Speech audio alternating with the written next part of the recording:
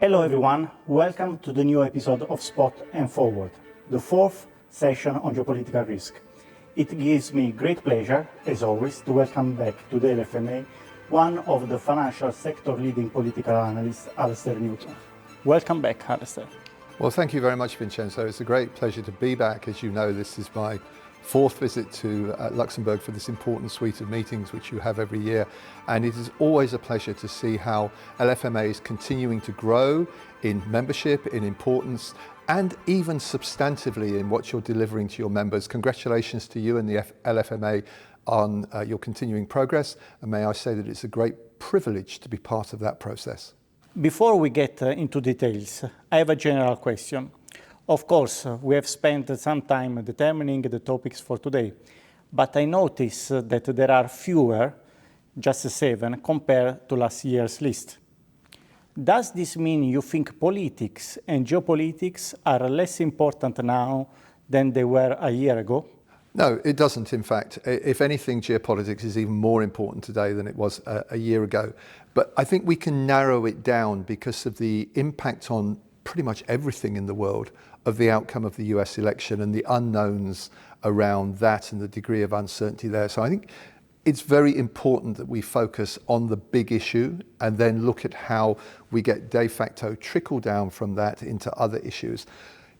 If there were not a US election coming up, as I was explaining to some of your members over dinner last night, we would still have plenty to talk about. We only have to think about the politics of France and Germany, two of Luxembourg's neighbours, for example. So there's no shortage of topics and political risk out there, but we can only focus on so many things at once, and clearly we need to be applying the 80-20 rule and looking at the 80% which is important and putting to one side the 20% which is less important, and the 80% is very much the US election. So what you are saying is that the two main propositions you laid out for us last year still stand. That even without considering unexpected events, there are many political risks that investors have to keep in mind, even if it's tough to predict their chances.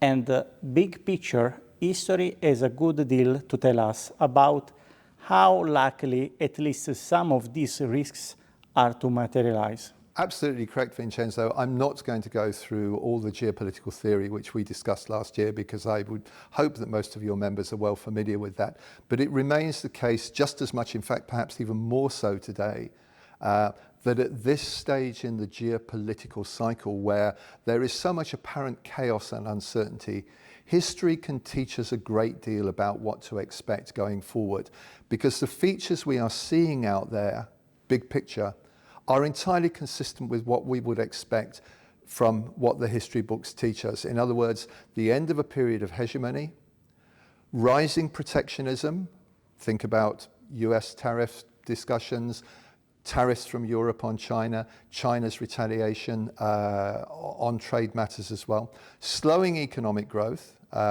I don't want to be too dramatic about that. There's still some uncertainties about soft landing in the US and so on, but I'm going to leave that very much up to the economists to discuss. The rise of what today we would refer to as nationalism, and of course we're seeing that very clearly in Europe, let alone in Donald Trump's America First agenda. And of course, ultimately, sadly, the risk of violent conflict, war between a rising power and a declining power in relative terms. This is just as much the case today as it was at the end of the British Empire and indeed at the end of other hegemons over the course of history. So we do need to be aware of those factors. And if we start against that backdrop, and then start to look at the detail of today, which clearly is different to the detail historically, at least we know the broad parameters within which we have to operate. Turning to specifics, what, if anything, can history tell us about the likely outcome of the US presidential election? It would be nice to think that looking at past elections and looking at the opinion polls today, we could draw some firm conclusions about the likely outcome of the US election. But the only firm conclusion we can really draw at this stage is that the election remains a toss-up. Now, there are two main reasons for that. First of all, the opinion polls today, we can't necessarily apply the same models as we applied in the past. If we look at the two top models in use today, drawing on opinion polls, The Economist has a Harris victory at 57% probability today. The 538 model says 61% probability today. And yet, if we look at individual polls, they are sending us very different signals. Even in the last few days, we've had a poll for Harris which has put her 4 percentage points ahead in the critical swing state of Pennsylvania. But Trump is 3 to 5 points ahead in 3 almost equally critical Sunbelt states. And there does seem to have been a shift in America in the balance between the popular vote, i.e. what national opinion polls are telling us, and the polls for specific swing states. So we need to be very careful about what we read into models. So are there any lessons we can learn? Yes, the election is going to be very close in all probability. Experts say that if we look at the polls for 2020 and consider how far they were out relative to the final result, Trump is going to win. If we look at the polls for 2022, on the other hand, and consider how far they were out relative to the final result, if we see that pattern repeated again, Harris is going to win. Who knows at this stage? But I think the critical difference between 2020 and 2022 is Trump was not on the ballot paper in 2022. So I do think we need to pay more attention to the inaccuracies in the polls relative to the final outcome in 2020 than we do in 2020, than is the case in 2022. Now, despite that, my bottom line is very, very clear. Turnout is going to be critical in this, and Harris cannot win this election. But Trump can lose it. And that's what I think investors, your members, need to keep most in mind. This election will be largely determined at the end of the day by maybe 40,000 votes or fewer, by people who go out and vote against one candidate or the other. And history does teach us that that is very often the case in US elections. If Kamala Harris is indeed the underdog, what more can and should she do between now and November 5th to put herself in pole position? Harris has an incredibly difficult task. She came obviously to the election late. She's done remarkably well in very difficult circumstances. But in all too many cases, she is trying to thread the proverbial needle. For example, on Gaza and the ongoing tragedy there, she is trying to strike a balance between a very pro-Palestinian lobby within the Democratic Party and, on the other hand, not losing the support which comes from the Jewish community in the US and indeed from big donors in the US on that count. It's a very difficult balance to strike. She did well in the Democratic National Convention, but as she gets closer to election day, it doesn't get any easier. The second difficult needle she is trying to thread is between blue-collar voters and big donors. And this is the point which matters most to investors, because this is about the economy. And like it or not, despite all the other issues, other important issues, Gaza we've already mentioned, women's rights and so on, in the end, the vote is most likely to be, the way the vote goes is most likely to be determined by the economy. That remains just as true today as it was in 1992. And what Harris really needs to do, in my view, is to be much, much clearer on her economic policies than she has been to date. She's been, to quote the BBC journalist Anthony Zurcher, she's been deliberately vague to try to keep the party behind her. I'm not sure that she can continue to get away with the high degree of vagueness. Voters want to know what she stands for, and if she doesn't define herself, The Trump campaign will define her as they want to define her, and that is not in her best interest. She has to define herself more clearly, particularly on economic issues. The Economist newspaper recently carried articles on how Donald Trump and his supporters would react to Harris' victory, trying to overturn the outcome. Do you think this is something investors should worry about? Very much so. I think that if the election is called for Harris on the evening of the 5th of November or the morning of the 6th of November, there will be some slower counts, by the way. Some states actually count very slowly, so we might not have a clear outcome that soon. But I think if the election is called for Harris, you are going to see a very big adverse reaction from the Trump campaign and from the MAGA masses out there. They are preparing the ground for this. Trump has been talking for weeks about the Democrats stealing the election. He's obviously concerned that he could lose this election, and he is not going to take that quietly by any means. Now, I don't think we're going to see Capitol Hill stormed again because it's going to be highly protected this time around. The security forces are not going to make the errors they made in 2020. Let's be clear about that. But there could be trouble, serious civil unrest in a great many American cities. And that is clearly going to have some impact on investor sentiment, especially if there is uncertainty as to how it's going to end up. Is it going to go to the courts? Is it going to finish up in the Supreme Court? Remember what happened in the year 2000 with the Gore-Bush election, which finished up in the Supreme Court before there was decision. But equally, we need to consider how the rest of the world is going to react. Now, there is a very good book which was published a couple of years ago by a couple of very knowledgeable Americans, which has a scenario of chaos in Washington after the 2024 US election and China invading Taiwan, taking advantage of that chaos. Now, I don't think that that is going to happen. So let's put that to one side. I'm not ruling out the possibility that China could invade Taiwan at some point in the future, but I don't think we are close to that moment yet. I'm actually much more worried today about the situation in the Middle East, because that is the sort of situation of which Iran could look to take advantage, especially if between now and the election we see Israel launch a land invasion of southern Lebanon.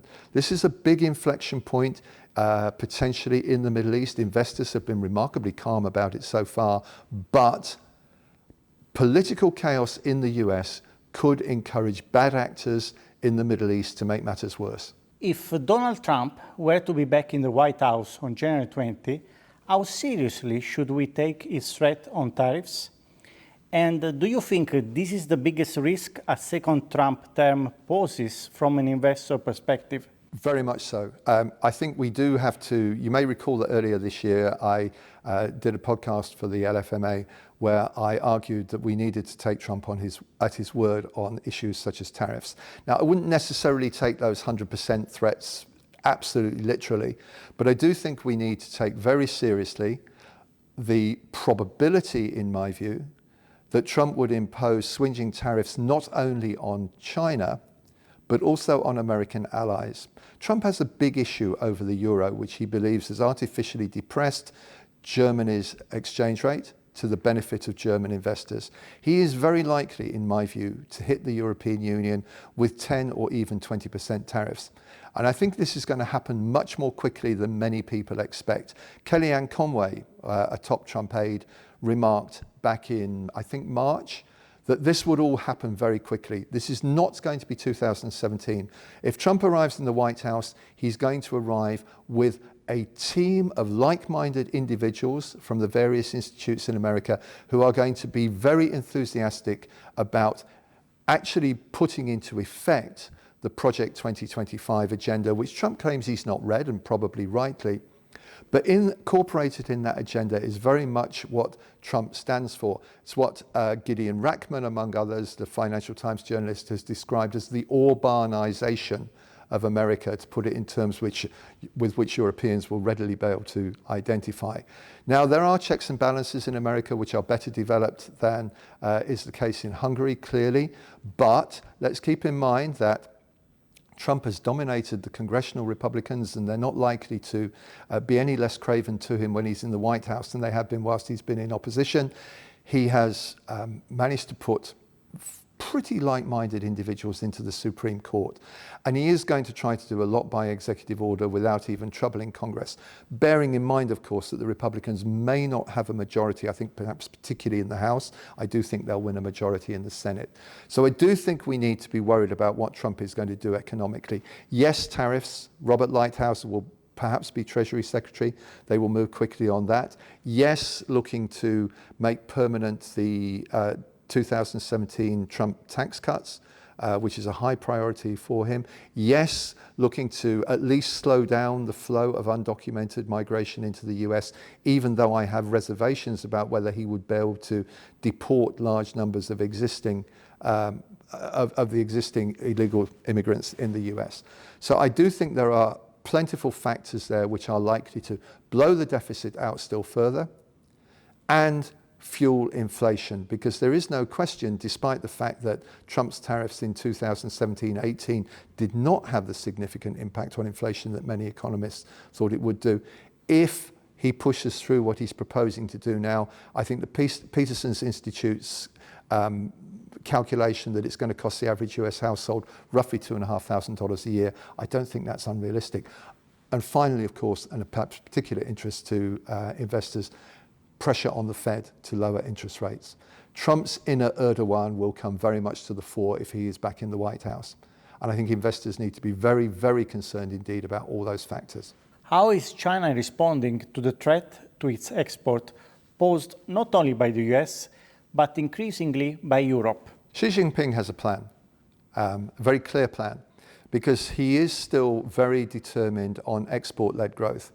And despite the stimulus we've seen to China's economy in the last few days, compliments of the PBOC, I still believe that as far as the domestic economy is concerned, they are effectively doing little more than, as the proverb goes, moving the deck chairs on the Titanic. Now, I'm not dismissing the latest round of stimulus because it will have some impact certainly on the Chinese stock market. We've seen that already, but I'm not really convinced that it's going to have an impact on consumer sentiment and that Chinese consumers are suddenly going to go out and start spending money. There are lots of factors weighing against that. So China will remain very dependent on export-led growth for the foreseeable future. And clearly, as you've intimated in the way you phrased the question, that's going to become increasingly difficult, not only with the US, but also with Europe. In preparation for that, China has begun building an alternative global trading system based around the global south. The BRICS, of course, is an important part of this, and the BRICS will probably expand to still further in the foreseeable future. Turkey, for example, has recently applied to join the BRICS community. I'm not convinced that this is an answer for two reasons. First of all, I don't think in any case that the BRICS countries individually or collectively have the ability to absorb large amounts of Chinese exports. But secondly, we're already seeing anti-dumping actions being taken against Chinese exports by some BRICS countries, notably Brazil and India. So the trade wars are not just about the West versus China. These trade wars are going to expand globally over time as long as China is so dependent on an export-led growth model. And what we are going to see, however, is basically the creation of two different trading networks. The China-focused Global South network and a Western-focused alternative network. And smaller countries are going to be looking to play on both of those.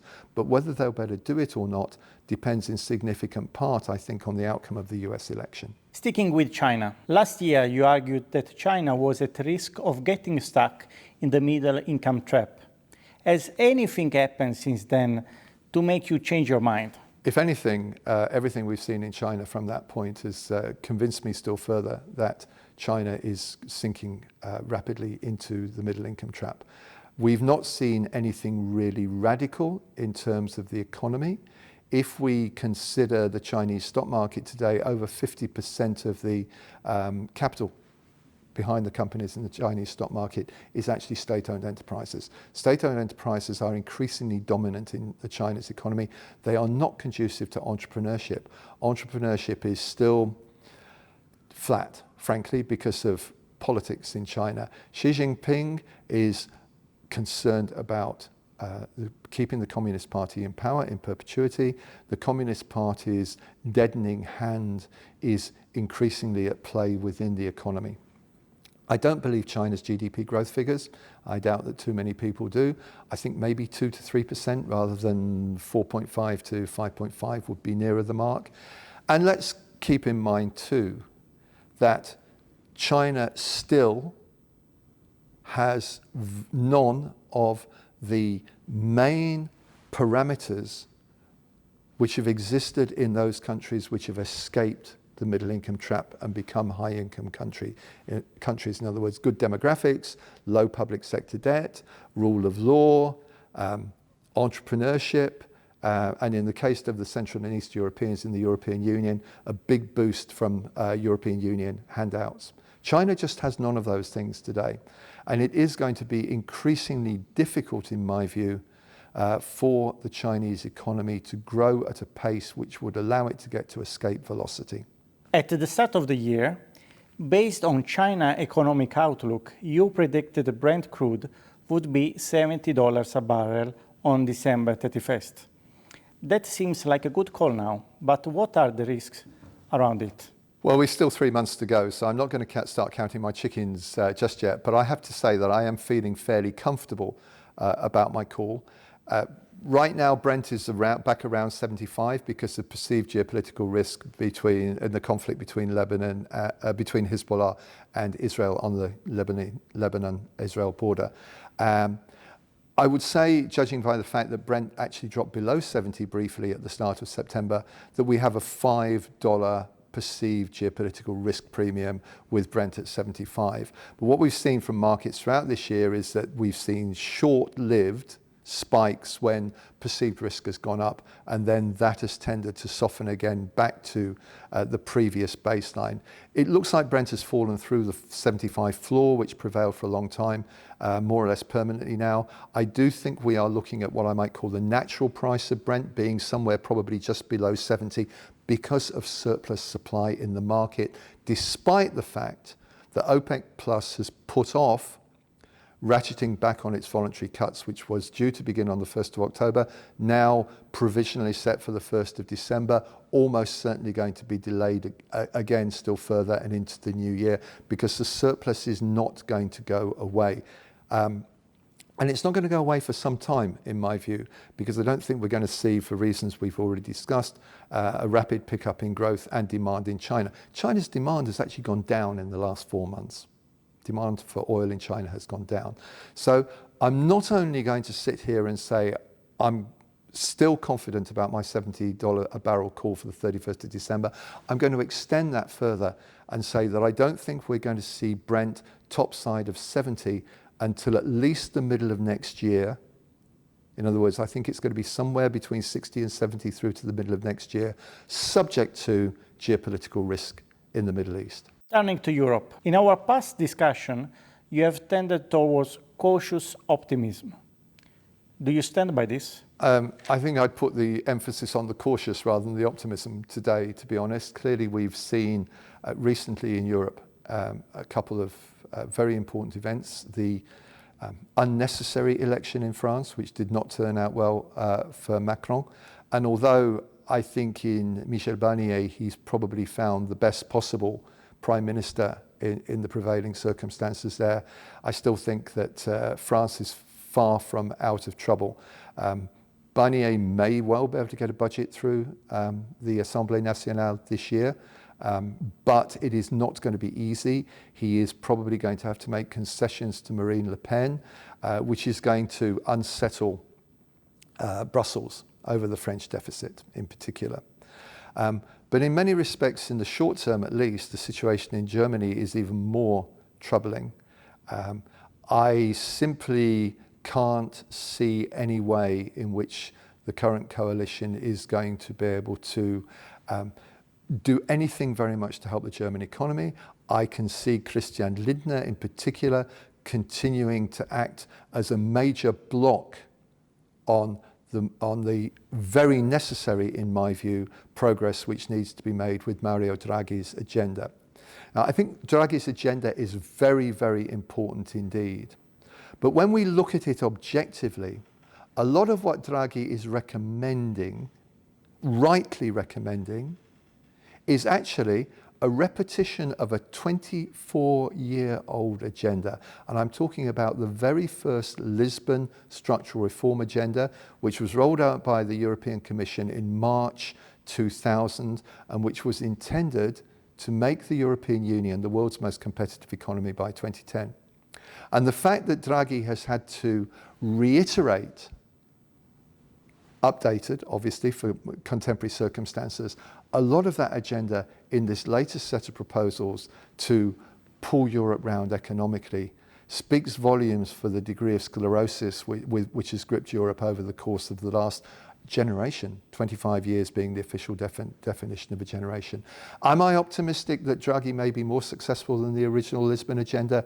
Frankly, no, not least because of Germany's fiscal rectitude, but also because of continuing weakness, irrespective of what happens in elections in 2026 and 2027, continuing political weakness in the two big European economies, France and Germany. So I don't feel particularly optimistic about Europe today, despite the fact, and you may recall we talked about this earlier in the year, that Ursula von der Leyen has got a second term, and that she certainly has been a force for good in Europe over the course of the last 5 years. But I think her second term is going to be much, much more difficult in terms of making progress with Europe than her first term even was. Finally, Russia-Ukraine. Some have argued that the Ukraine push into Russia is in preparation for negotiations. Do you see peace talks in 2025? And if so, will an agreement of some sort be reached? I certainly think there is a very high probability that we will see a major development towards negotiations in 2025, irrespective of the outcome of the US election. Now, clearly, if Donald Trump wins the US election, he is going pretty much to bring all parties to the table, if he can, very quickly. If Harris wins the US election, her big problem is going to be that she's probably not going to be able to get Congress to vote more US aid for Ukraine. So Zelensky, who is in the US this month, has been absolutely correct, in my view, in saying that the end of the war is probably closer than a lot of people appreciate, depending what we mean by the end of the war, of course, which is a somewhat flexible term in many respects. But it's not only in America that we have a problem. We've just been talking about Germany and Christian Lindner. Germany is Ukraine's second biggest aid donor. Lindner is not going to allow more money to go to Ukraine from Germany, in my view. He has his eyes on the 2026 election. He doesn't want the FDP to be trashed as it was the last time it came out of a coalition government and there was a German election. The writing was on the wall in Brandenburg, where the FDP failed to get across the 5% threshold.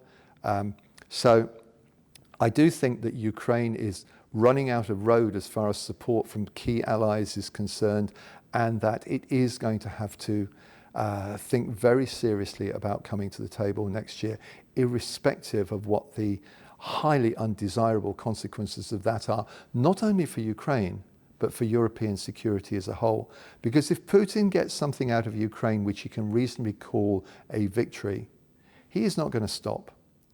He will look to strengthen his position still further in Ukraine, and then after that, the next call is Moldova. And who knows after that, but if I were a citizen of one of the Baltic republics, I would be pretty nervous about prospects in Ukraine, Russia over the course of the next 12 months. Oh, one positive I would add to that, though. This is something an investor said to me in London a few days ago. If there is a deal between Ukraine and Russia, it's only a matter of probably a very short time before Europe is again buying cheap gas from Russia. Thank you, Alastair. We covered a number of points today, but what is clear is that the US election is not only the most important, but also that its outcome stands to have an impact on all the other topics we have discussed. With the outcome being so uncertain, not to mention the possibility of post-election chaos, investors need to be prepared for a range of possible scenarios in order to be able to seize the many different opportunities which each will offer. Well, thank you very much, Vincenzo. I think you've summed up the discussion we've had perfectly. I can only wish your members the very best of luck in grappling with the uncertainty ahead, and to keep in mind all those geopolitical factors we've discussed, and hopefully to better seize the opportunities which will arise from them. Thank you again. Thank you so much to you and your members.